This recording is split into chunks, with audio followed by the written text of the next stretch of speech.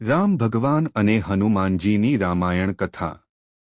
એક સમયની વાત છે। અયોધ્યાના રાજા દશરથના 4 પુત્રોમાં સૌથી મોટા હતા ભગવાન રામ।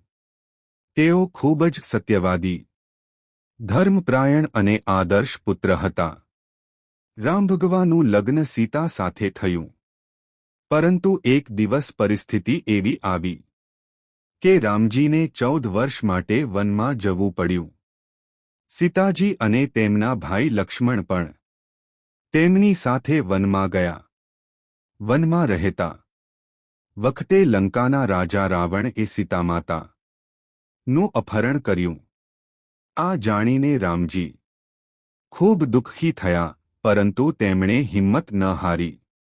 રામજીને મદદ કરવા માટે હનુમાનજી આવ્યા। હનુમાનજી રામજીના સૌથી મોટા ભક્ત હતા।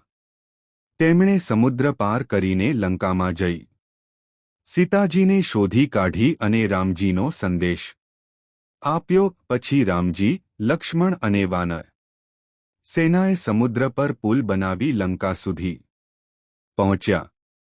ત્યાં રામ અને રાવણ વચ્ચે ભયંકર યુદ્ધ થયું।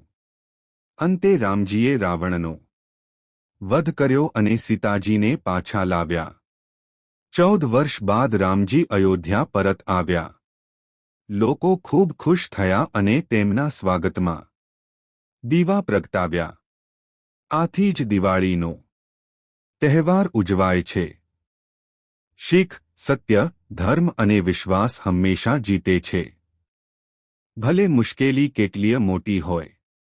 તો દોસ્તો, આવી માહિતી જાણવા માટે અમારી યસબીજ રોયલ યુટ્યુબ ચેનલને સબસ્ક્રાઇબ જરૂરથી કરજો। મળીએ બીજા વિડિયો।